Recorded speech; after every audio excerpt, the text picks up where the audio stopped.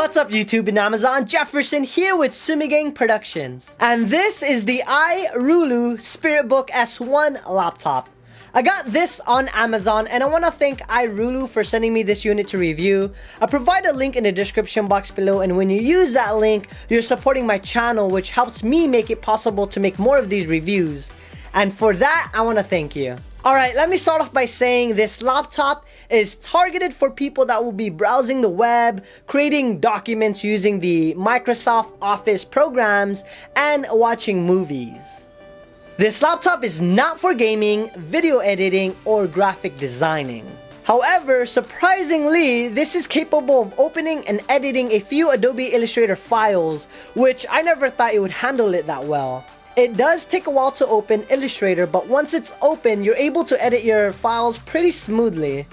Don't expect to be able to edit a file that uses a lot of layers. Maybe around 5 or so layers, this can handle it relatively well. This laptop uses an Intel Atom quad-core 1.33 GHz processor, which is great considering its price. You also have 2 GB of RAM, which isn't a lot, but it's plenty for basic applications like those I mentioned earlier. For instance, web browsing, Word, and etc. There isn't that much internal memory, which is about 32 GB, so I strongly recommend expanding the storage space with a 64 GB micro SD card, since this has a slot for that.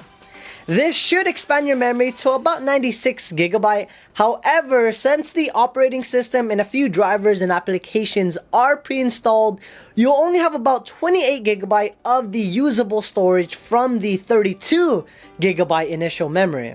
Speaking of the operating system, this laptop comes pre-installed with Windows 10 Home Edition, and it also uses a 32-bit operating system.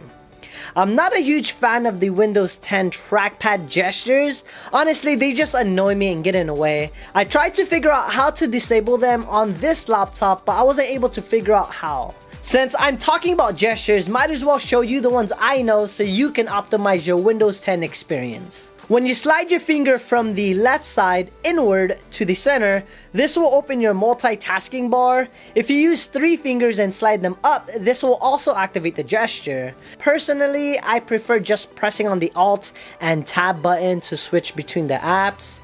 When you slide your finger from the top inward, this will minimize all open application into the taskbar. Sliding your finger from the right side inward or tapping with 4 fingers, this will open your action center. A 3-finger slide down will minimize all the application and show your desktop. When you repeat the gesture, this will reopen all the application it minimized.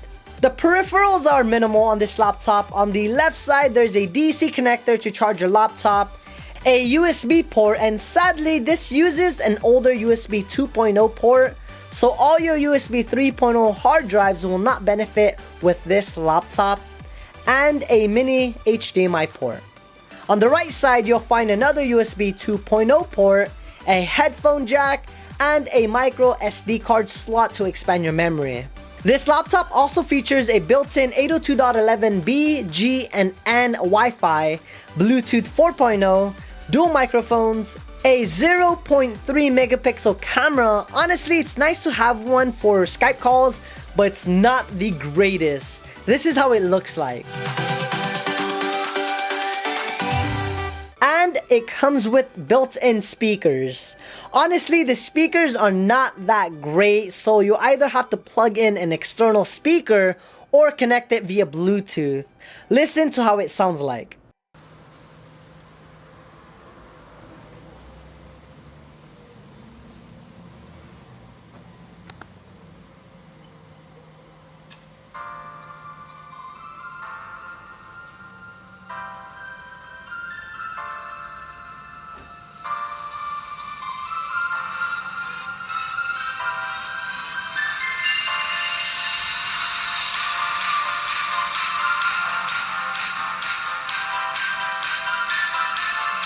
And as a quick comparison, this is how my MacBook Pro Retina 13-inch sounds like.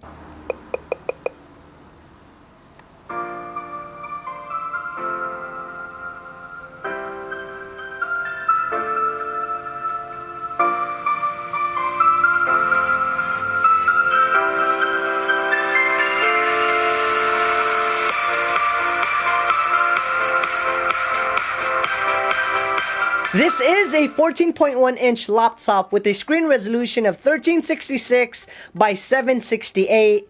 The video quality is actually pretty good considering. However, since this is a basic screen, the viewing angle isn't the best. You'll get the best picture and video quality when you're directly facing it, but once you turn it at the side and even the top and bottom, the viewing angle gets ruined. Honestly, this shouldn't be an issue since you're the only one going to be using it. The keyboard is decent and they're raised a lot higher than my MacBook. This took a little while to get used to, but once I did, I was able to type the same when compared to my MacBook Pro. Unfortunately, the keyboard isn't backlit, but I'm not surprised. The power button is located in the top right corner of the keyboard.